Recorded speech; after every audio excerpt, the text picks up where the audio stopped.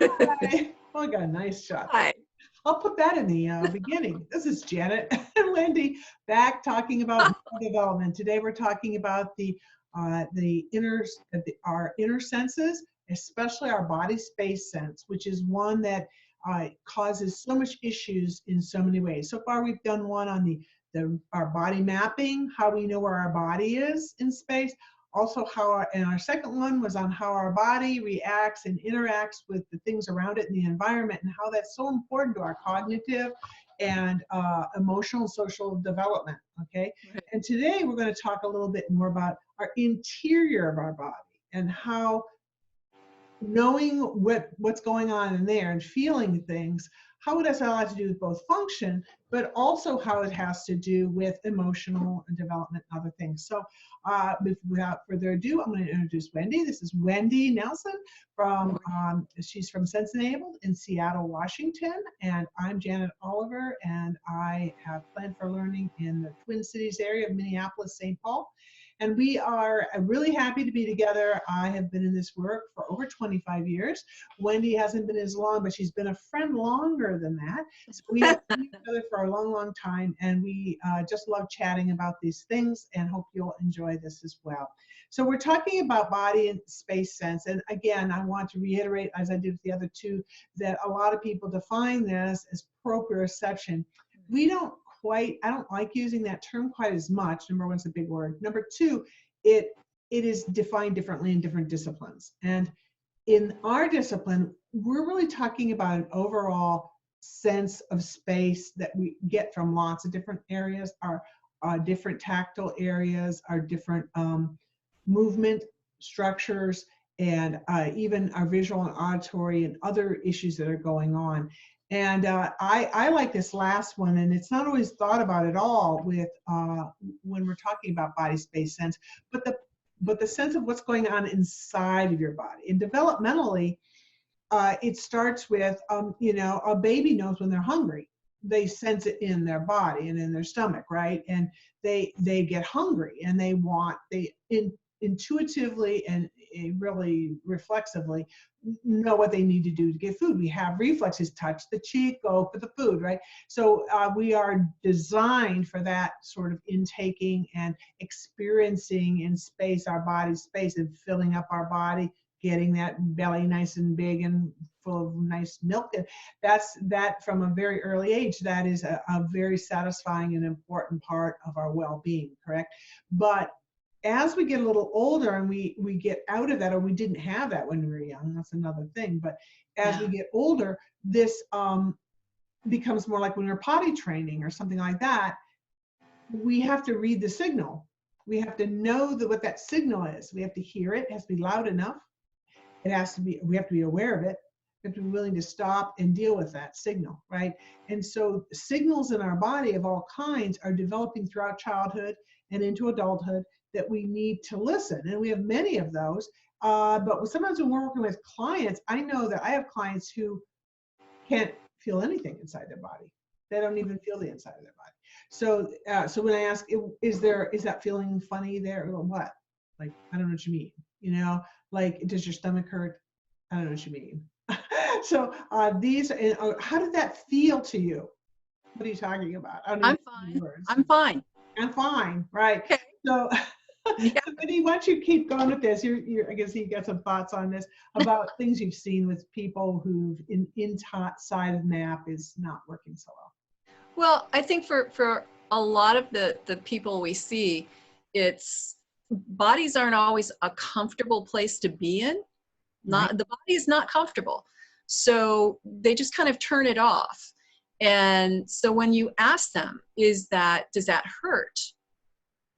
They'll say, yes, that hurts. It's like, well, I just touched you. Does that hurt? Well, is it painful? Well, no, but it feels weird. Yeah. It feels, you'll do something and it feels weird. Yeah, it does. Yeah, it feels, well, what they're meaning is I have to teach the difference between weird feels different. Yeah, there's a difference between having it feel unusual and having it painful, right? Yeah. Yeah, right? And so you have to get that definition that weird or different is not pain.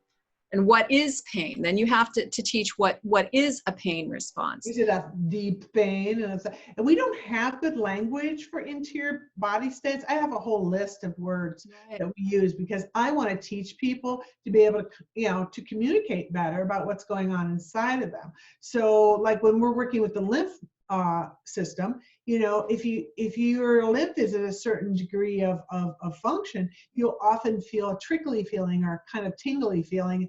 I'm always trying, do you feel that tingle? And it really gets exciting when people come in after feeling nothing for a long time. They'll go, I feel it. I feel the tingling. It's like great because you're tuning in to what's going on inside, and that's important. Yeah. Or well, you'll say, where does it hurt? Well, all over. Yeah, all over. It can't hurt all over, but they have no sense of exactly where that pain is coming from. So to them, the whole body must be hurting because they can't say, well, it's my shoulder. It hurts here. Mm-hmm. Because it's just, it's all of this hurts, right? Because they can't follow a circuit. Like your neck hurts, but it's your arm is hurting, and you're holding it up, and it's hurting. Most people can't analyze a sequence that is causing their pain either. And I think these days, with the way things are in the medical society, we really do need to be able to do that. We need to be able to find our own issues, and this isn't only about pain though. There's also like whole places. Like I think of a baby, and they take a toy or something and they put it in their mouth. This is a reflex. You touch this part of the palm and they put it to their mouth. It's a reflex for eating, but it's also for putting stuff in the mouth. The actual putting stuff in your mouth for babies, as bad as it can be, because it can be nerve-wracking for mothers, it's actually good because it helps the baby get an understanding of the inside of their mouth, like the geography of the inside of the mouth. When I first worked with kids who did not do this, did not have this experience, or having trouble eating or speaking, when I start doing stuff in there, like the whole idea that there's, oh, what's that? That's a tongue. No. He have a roof of the mouth. I'll go on the roof of the mouth and I'll go, wow, that goes way up there. They have no idea what's inside their mouth. And how can you use these parts effectively if you don't even know? You told us before about, someone's supposed to put their tongue behind their teeth for a sound or something. They don't even know where their tongue is. Yeah. No, and then that's where this kind of comes into the therapy realm, right? When you have therapists who are asking people to do certain actions and they can't, you say, access your core, pull up with your abdominal muscles. Well, they have no idea where that is. It's reaching into a black hole. They can look at you and they can mimic what you're doing, but the idea that they understand that connection, it's just not there. Yeah, and I think part of that goes back to reflexes again. And I always like to add in primitive reflexes in this, because when your primitive reflexes are not inhibited and not integrated into your body, they have a tendency to be below the threshold of conscious movement.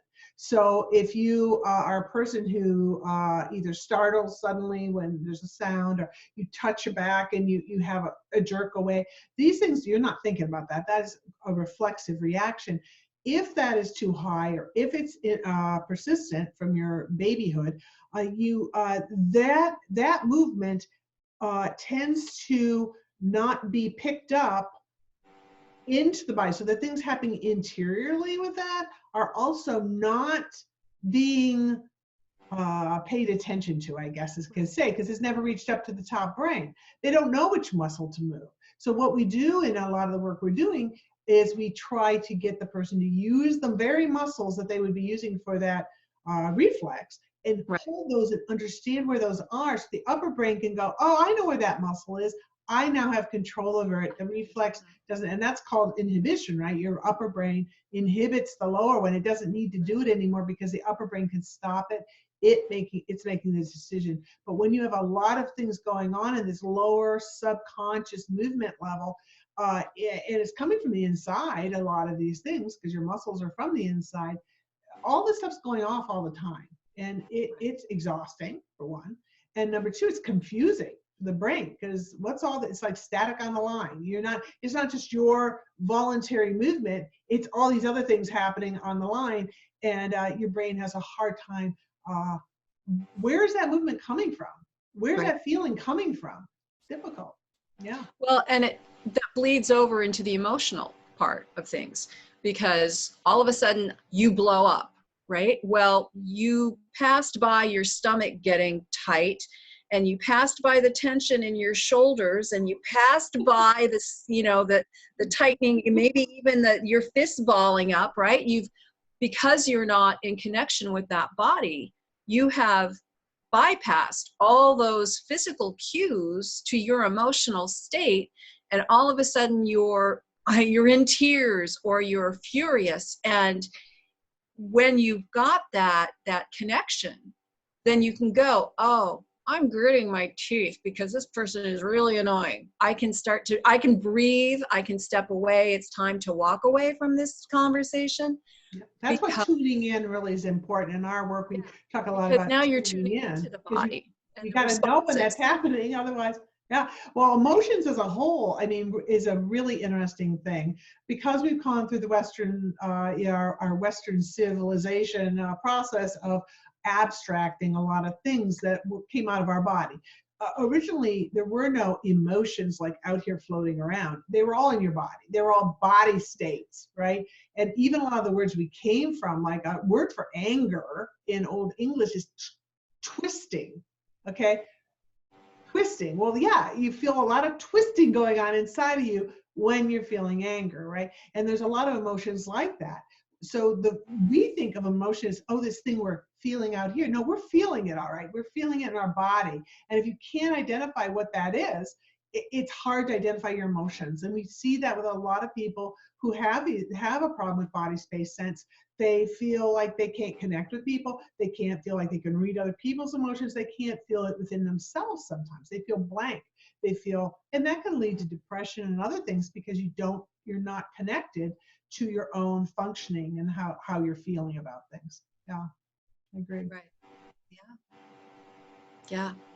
And then that slips over into behavior, right? So then you've got, if I'm angry and I don't know my emotions, and I'm taking that out on other people, or using that in inappropriate times and ways, then it goes into a whole different kind of realm of experience. So, and I think a lot of people would be a lot less sickness in this world if people would tune in. Now, people think that when you tune in, it's going to make you a hypochondriac. So people don't want to do that. And I agree with that. I mean, you don't want to do that. That's not what you want to do. But I think by taking a little bit of a check through the body, you can find really small things that are starting to add up. Like, oh, yesterday that was a little sore. Oh, now it's worse. Now it's worse.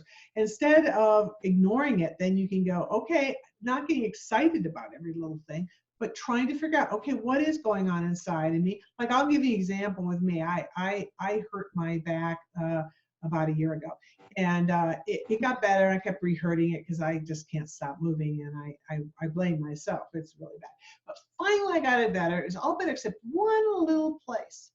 And so I analyzed, what is that one little place? Well, it's in my hip, and it was when the hip I usually sleep on. Okay. So I got that and said, okay, why is that not going away, not healing? Well, it turned out that because of my bed, I was pressing on that more than the others. So I got a topper for the bed, and went away. And I know that's a real simple explanation, but what happened is I went from a back injury, had nothing to do with my bed, nothing, to being the last little bit of healing being in the bed, right, and a topper. So it was like, these are, I think a lot of people would go run out to the doctor and say, oh, my hip still hurts. What am I going to do? And the doctor's going to go, maybe we can do this, or maybe we can do that, and it costs a lot of money, and it may not do anything, or it may give you temporary help, but not the long-term help that you're really looking for. So sometimes really being able to clue into what's going on, digestion's another good one, knowing what's causing that digestion problem, what's causing that allergy problem. It means tuning in when you're eating something, tuning in the reactions afterwards, and how it will affect you. Well, and I think sometimes in our society, it's all about sucking it up, Oh, it is. right? So just suck it up. Just, suck it up. There's some truth Buttercup, to that. You don't want to stop at every push little through, thing, right? push through, right? Or, and I will find that I will have something that in my life that is annoying. And I just, oh, well, I've got to live with it. And that moment of, well, why?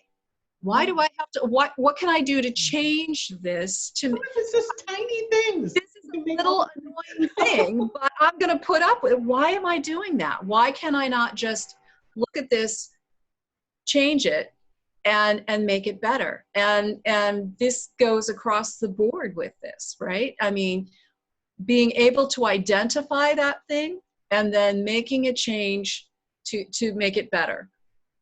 Yeah, And being able that's to, yeah, fabulous. That really, really is. And I think that's going to end us out here with the last thing I want to say about one of the activities that I sometimes get, which is appreciation or gratitude activity. I don't know if you know this, but a scientist, I forget his first name, but it's Amen. He's quite famous for brain scans, and he's done a lot of incredibly great work. But he got a new machine for his brain scan, and so he just wanted to give it a try. So he put his secretary in, and he didn't know what else to do. So he said, "Oh, just do something, like think about something, you know." right. And he saw something on the scan he'd never seen before. The entire brain lit up in this really interesting pattern. And when he brought it out, I go, "What were you thinking about?" Because we had not seen anything quite so beautiful and all so organized. She said I was being grateful. I was feeling happy and gratitude and appreciative for something. And that in itself is really, I feel interiorly, can be one of the things that can actually bring healing to your body. I don't think people, I swear, if everybody went to bed every night and just thought of the things you're grateful for, I count your blessings thing. I know it's old fashioned, but it really, really works. I mean, it does make you, lifts you. And it helps your interior functioning, because he saw it on the scan. It's a real thing. So, so sometimes remembering that when you're feeling bad, count your blessings, and things will be great. So anyway, I'm going to sign off here, and thank you, Wendy. We really had a good time. We'll have to do this again. Bye-bye.